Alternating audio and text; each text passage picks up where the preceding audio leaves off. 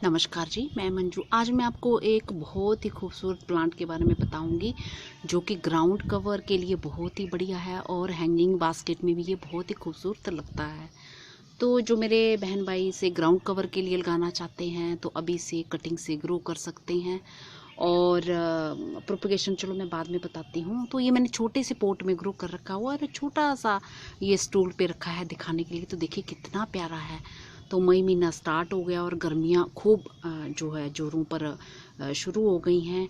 तो ऐसे मौसम में अगर ये हरा भरा प्लांट जो बना रहे और आँखों को इतनी ठंडक पहुँचाए तो इसे ज़रूर ग्रो करना चाहिए। और सबसे बढ़िया बात ये कि इसकी कोई ख़ास केयर नहीं है, बहुत ही खूबसूरत तरीके से ये चलता है। और ये कोई खाद वाद की भी कोई ज़रूरत नहीं है। मैंने तो इसमें कोई खाद डाला नहीं है। तो मैं अभी शेयर करूँगी कैसी मिट्टी में ये चलता है और कैसे आप इसे ग्रो कर सकते हैं।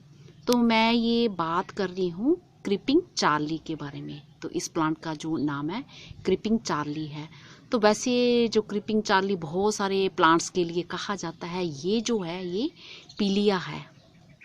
ये जो खूबसूरत प्लांट देख रहे हैं, तो लोग जो इसे ग्रो करना पसंद करते हैं इसकी खूबसूरत पत्तियों के कारण, इसके हरे रंग, इसकी शेप के कारण।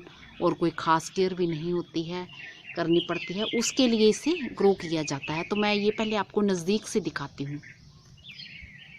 तो ये देखिए छोटे से स्टूल पे मैंने ये रखा हुआ है। ये पत्तियाँ तो देखिए इसकी कितनी खूबसूरत, इतनी हरी भरी, बहुत ही सुंदर, चमकदार एकदम से। तो बहुत दिनों से मैंने जो है इसे वॉश भी नहीं किया है, छत पे रखा हुआ है मैंने। तो क्योंकि हवा वगैरह खूब चलती है तो इस पर फिर डस्ट वगैरह भी खूब आ जाती है। तो उसके बावजूद भी इसकी पत्तियाँ तो देखिए, ये देखिए आप, दूर से ये दिखा रही हूँ मैं, ये इसकी खूबसूरती तो देखिए। तो इसे अपने गार्डन में आप ज़रूर ग्रो करें। कोई प्लांट्स होते हैं उनकी बहुत केयर करनी पड़ती है, जैसे हाई टेम्परेचर जाता है उसमें भी केयर करनी पड़ती है, तब भी वो नहीं चल पाते हैं हमारे यहाँ। बट ये जो प्लांट है ये बहुत ही खूबसूरती से ये चल रहा है। ये देखिए खूबसूरत पत्तियाँ इसकी, सब भर गया है ये सब तरफ से। ये मैं ये राउंड में घुमा के दिखा देती हूँ। ये देखिए कोई भी साइड ऐसी नहीं है कि इस छोटे से पोट की, 6 इंची पोट में मैंने ये ग्रो कर रखा हुआ है। ये पूरे का पूरा भर गया है ये। तो इसकी आप अभी कटिंग लेके बस यहाँ से कट करें और ये लगा दें, इतनी सी कटिंग यहाँ से ऐसे कट करें। ये ऐसे कट करके ये मिट्टी में लगा दे सकते हैं छाया वाली जगह में। तो इसको जो इस प्लांट पे मैं बाकी जानकारी दे लूँ कि इसके बारे में क्या क्या है। ये जो प्लांट है, जैसे मैंने कि आपको बोला कि इसके बहुत सारे नाम हैं। तो क्रीपिंग चार्ली बहुत सारे प्लांट्स के लिए बोला जाता है। तो ये पीलिया क्रीपिंग चार्ली है और ये वेस्ट इंडीज़ का नेटिव है।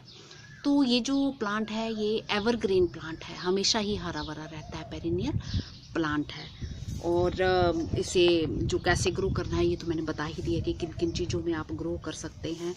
तो पानी की से मिट्टी जो पहले है, मिट्टी का मैं बता दूं आपका, मिट्टी का जो pH है 6.1 to 6.5 में भी लगा सकते हैं।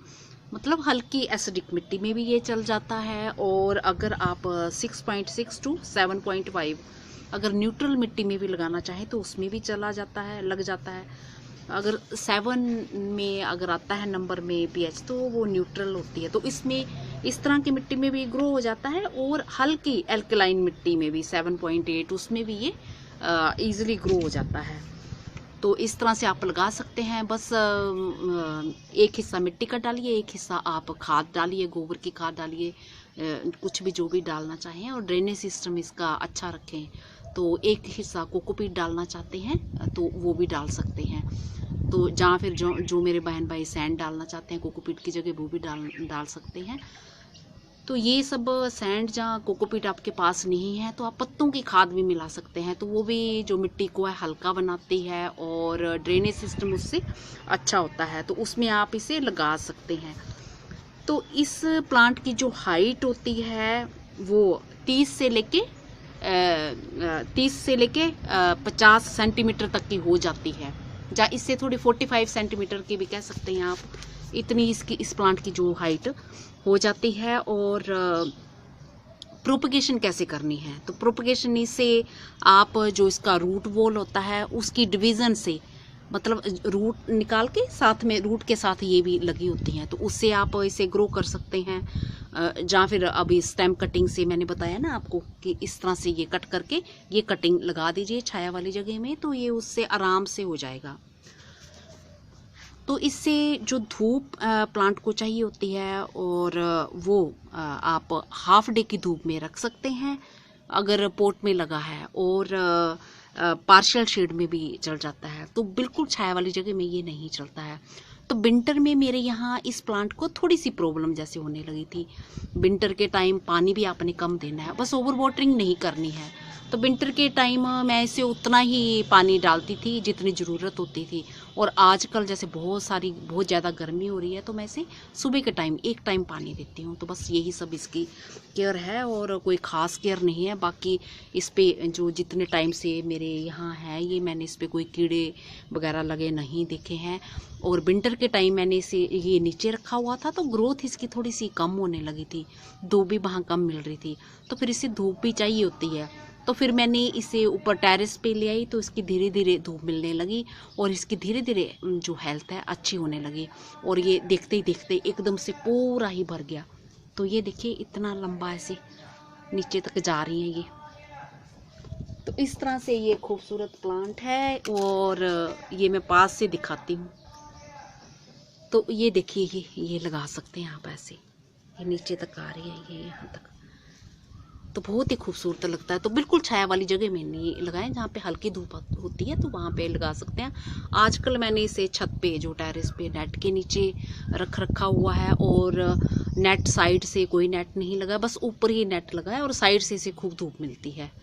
तो समझ लो कोई 4-5 घंटे की धूप इसे मिल जाती है। कुछ सुबह के टाइम मिल जाती है, और कुछ फिर शाम के टाइम भी मिल जाती है ऐसे।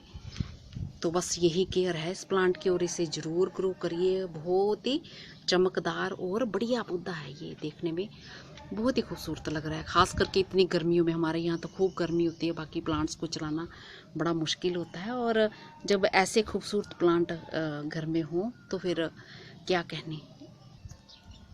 तो इस सदाबहार पौधे को जो है आप अपने गार्डन में ज़रूर जगह दें।